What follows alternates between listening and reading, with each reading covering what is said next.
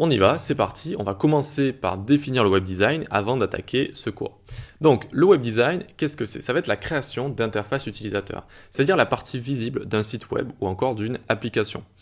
Pour créer une bonne interface utilisateur, il faut un bon choix de plusieurs choses. Il faut gérer plusieurs domaines, notamment le domaine des couleurs, c'est-à-dire une bonne palette de couleurs, des bonnes couleurs utilisées en fonction des gens qui vont aller sur notre site, on va y venir juste après. Un bon choix des typographies, c'est-à-dire des polices d'écriture, on va essayer d'en avoir 2 par site, on appelle ça du pairing font, c'est-à-dire on va faire des paires de polices d'écriture. Une disposition judicieuse des éléments, on va éviter d'avoir les éléments qui sont placés n'importe où dans notre site, mais on va respecter des règles de positionnement où on va, par exemple, utiliser une grille pour bien placer les éléments. On va placer les éléments de façon à suivre le regard de l'utilisateur. En Occident, on lit de gauche à droite, par exemple, donc on va essayer de suivre ce schéma-là. On va faire des groupes d'éléments pour que ce soit logique, pour qu'il y ait un certain rythme dans nos sites et nos applications. Enfin, on va également utiliser des images et des icônes. Là aussi, il faut être judicieux dans le choix de ces images. Par exemple, que ces images respectent la palette de couleurs qu'on s'est donnée et que ces images aient un rapport avec, évidemment, notre site qu'on est en train de créer, donc notre interface qu'on est en train de créer. Ok ? Donc, qu'est-ce que c'est que le web design? C'est avant tout un problème à résoudre. C'est pas un talent inné, on n'est pas comme ça avec une sorte de talent inné. Il faut pas être Léonard de Vinci pour être un bon designer d'UI en fait. Il faut même pas au final savoir dessiner. Ça peut paraître bizarre, mais on n'a pas besoin de savoir dessiner des dessins au crayon, etc. Magnifiques pour être un bon designer UI. Ok ? Et je pourrais même vous dire qu'il y a énormément de designers UI qui ne savent même pas dessiner si vous leur donnez un crayon et un papier, tout simplement. Pourquoi ? Parce que c'est avant tout voire des problèmes à résoudre. C'est-à-dire, qui va visiter mon site ? Qui va visiter mon site ? Est-ce que ça va être un homme ? Est-ce que ça va être une femme ? Est-ce que ça va être un homme de 80 ans ? Est-ce que ça va être un homme de 15 ans ? Est-ce que je suis en train de faire un site pour un jeu vidéo ? Est-ce que je suis en train de faire un site pour des pompes funèbres ? Je ne sais pas, c'est pas très joyeux, mais ça existe. Et donc, ça va être à chaque fois des problèmes à résoudre. D'accord ? Donc, en fonction de ça, est-ce que je suis en train de créer un site pour vendre des biberons ? Si oui, alors, quelle palette de couleurs je vais choisir ? Des couleurs plutôt douces, plutôt pastel, plutôt rose, vert un petit peu turquoise, etc. Je vais vous montrer des exemples juste après. Ok, donc quel public vise-t-il? Quelles actions je veux que mes visiteurs fassent sur mon site? Est-ce que j'ai envie qu'ils achètent quelque chose? Est-ce que j'ai envie qu'ils soient divertis, comme sur YouTube par exemple?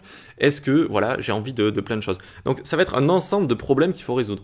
Pour résoudre ces problèmes, on va avoir des règles, tout simplement. On va avoir des règles pour placer des éléments, pour choisir des couleurs, pour choisir des images, etc.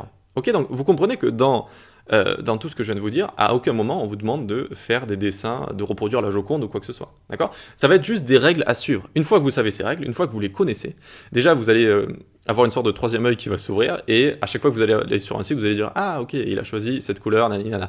Ah ok, ils ont choisi cette police d'écriture parce que c'est un site un petit peu, je sais pas, rock par exemple. Hop, on va choisir une police d'écriture avec des gros titres un petit peu agressifs comme ça, enfin ce genre de choses. Ok ?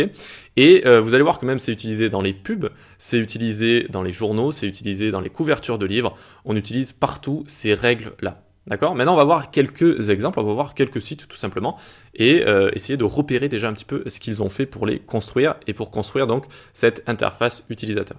Donc on arrive sur un premier site, tout simplement j'ai recherché les sites les plus populaires donc par rapport à certains thèmes. Ici j'ai tapé les meilleurs sites donc de, comment appeler ça en français, de fournitures pour bébé, allez on va dire ça, de fournitures pour bébé. Donc ça s'appelle Bye Bye Baby, ok ? Bye Bye Baby.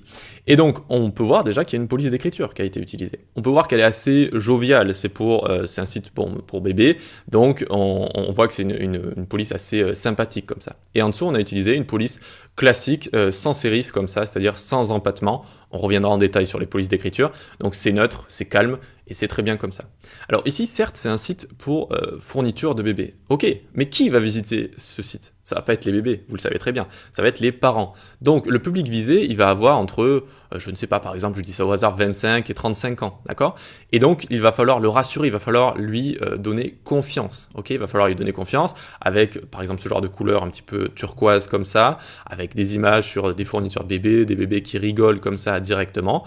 Une palette de couleurs pas trop agressive, évidemment. Donc là, on a du orange, on a du turquoise, ça fonctionne très bien. Du rose, du jaune comme ça. Voilà, on a une maman avec un bébé. Donc tout du choix des polices d'écriture jusqu'aux couleurs, jusqu'au choix des images, jusqu'à la disposition.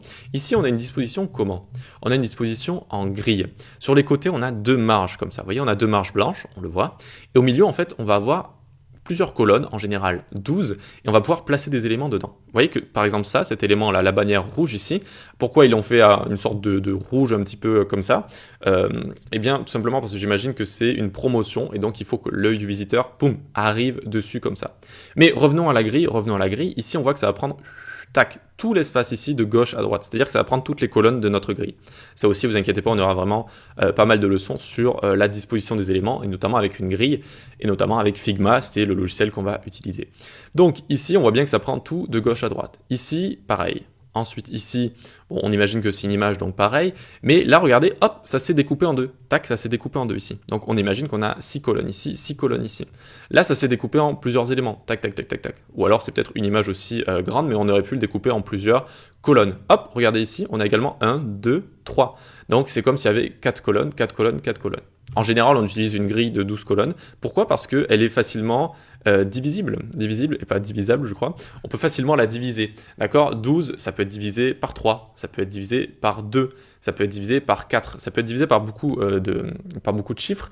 Et donc ici, directement, on peut à chaque fois créer des éléments qui prennent un certain nombre de colonnes par rapport à cette grille. Ok, donc ça c'est le site pour bébé. On voit que déjà, il y a des choix qui ont été faits, qui ont été assez judicieux, donc, pour qu'on ait une sorte de e-commerce qui soit correct, qu'on ait envie d'acheter des choses pour ces bébés, et qui rassure les parents, qui leur donne confiance, voilà, tout simplement. Ensuite, on va avoir un site ici, qui va être un site d'un domaine viticole, donc un domaine autour du vin, ok? Et donc ils vont vendre toutes ces bouteilles. Donc on a une jolie page d'accueil ici, qui va montrer directement le domaine avec donc tout ce qui est les cuves, et on avait les champs juste avant. Ensuite, on va avoir ici, une histoire qui va être racontée. D'ailleurs, on voit ici, il y a écrit story, tout simplement parce qu'on raconte une histoire, et regardez, on lit en occident de gauche à droite. Donc, on arrive sur cette image-là, puis on va lire ce texte, puis on descend, tac, tac, puis on descend, tac, tac. Il y a un certain rythme. On arrive sur cette page, en fait, on va regarder l'image, regardez ça va faire tac, tac, ça va être une sorte de rythme binaire, si vous voulez. Tac, tac, tac, tac. Ensuite, j'arrive ici, hop, et hop, je lirai territory et je regarderai l'image, ok? Et donc, il y a un rythme qu'on peut avoir, comme on peut penser au rythme en musique, donc il peut y avoir un rythme ternaire, il peut y avoir un rythme binaire, et donc, dans le web design aussi, vous allez voir qu'on va apprendre à créer des présentations qui sont un petit peu rythmées, comme ça, ok? Donc, sinon, que dire ici? Eh bien, on a un choix de typographie assez classique ici, qui me fait penser un petit peu à une marque. Ça peut être de l'huile d'olive, ça peut être du vin, ça fonctionne bien comme ça. Ici, pour le titre, on a une police d'écriture serif directement, qui donne un aspect plus textuel, un petit peu plus lettré, comme ça donne un petit peu plus un côté historique, c'est assez sympathique. Et donc, pour la palette de couleurs, c'est assez subtil ici. Si on arrive sur la page d'accueil, on voit que du blanc, et on voit cette image qui a été choisie, pas pour rien, hein, parce que le marron ici, c'est très lié à la terre, c'est très lié au viticole, etc. Mais en général, on l'utilise quand on parle de nourriture, on a au moins une couleur marron qui arrive par là. Ensuite, on descend, on a du gris juste ici. On a cette couleur un peu aubergine ici, désaturée, avec de la luminosité en moins également. C'est très bien, ça rappelle un petit peu le vin, cette couleur-là, un petit peu aubergine. C'est très correct. Ici, je vois du marron encore, il y a un rappel. Encore une fois, on fait un rappel directement à la terre. D'ailleurs, on montre de la terre directement. Ici, on a la couleur aubergine. Tout ça, ça fait penser un petit peu la terre, le raisin, le vin, la création de tout ça. D'accord? Et même, on voit que ce footer, c'est pas totalement du gris, c'est pas totalement de l'aubergine, c'est un petit peu entre l'aubergine ici et le gris, vous voyez? Et donc, ça aussi, ça rappelle un petit peu tout ça. Voilà, donc vous voyez que pour un site de vin, encore une fois, on a juste résolu un problème. De quoi on parle? On parle du vin. Et de quoi on a envie qu'est-ce qu'on a envie de montrer? On a envie de montrer une palette de couleurs qui a un rapport avec ça. Et donc, on a envie de montrer ici l'histoire d'une famille, etc. Donc, on utilise des polices d'écriture qui ont un rapport avec tout ça, qui permettent de faire une sorte d'argument d'autorité avec voilà, une belle police d'écriture en sérif comme ça. Et puis, sans sérif en dessous. Vous voyez qu'à chaque fois, on lit les deux. C'est super. Lier les deux comme ça fonctionne quasiment tout le temps. On a peu de chances de se tromper. Et c'est ça que j'ai envie de vous montrer aussi. C'est des techniques où voilà, vous allez arriver sur un site et vous utiliserez une technique et vous allez pas trop avoir de chance de vous tromper. On va essayer de pas trop aller hyper loin dans des détails compliqués, mais plus de trouver des techniques qui fonctionnent quasiment tout le temps et donc qui sont faciles à reproduire et donc vous allez moins vous prendre la tête. Ensuite, donc dernier site, on va voir un site sur, on va dire, l'architecture ou une agence immobilière. J'en vois souvent passer des sites comme ça, et à chaque fois, ils se ressemblent un peu dans le sens où ils essayent d'être avant-gardistes, en fait. Vous voyez, là, on a une sorte de système déstructuré, ça s'appelle. C'est-à-dire, au lieu d'avoir une grille comme ça, on va un peu avoir une image qu'on imagine un petit peu au hasard qui va être mise ici, où elle va dépasser un petit peu ici, il va y avoir du texte qui va lui aller dessus. On appelle ça un système déstructuré, donc quand on va utiliser des éléments qui vont aller un petit peu en dehors de la grille, comme ça. Et donc, c'est typiquement les agences immobilières, etc., elles essayent d'être un petit peu avant-gardistes. Vous voyez, par exemple, j'ai une image ici qui va, limite, on peut croire qu'elle va dépasser ou pas, mais elle ne va pas être parfaitement placée sur une grille comme ça. On va avoir des animations, des interactions. Enfin bref, ça va vraiment essayer de montrer, regardez, on est différent, on est disruptif, on va à l'encontre de tout le monde, on est un petit peu rebelle et on fait des choses stylées, tout simplement. Ok, donc ça c'est vraiment un rapport avec une agence immobilière un petit peu qui proposerait, je sais pas, des biens un petit peu stylés comme ça. Ok, donc encore une fois, on a un problème à résoudre, donc on va adapter notre interface en fonction de ce problème, tout simplement. Ok, allez super, on va pouvoir passer à la suite.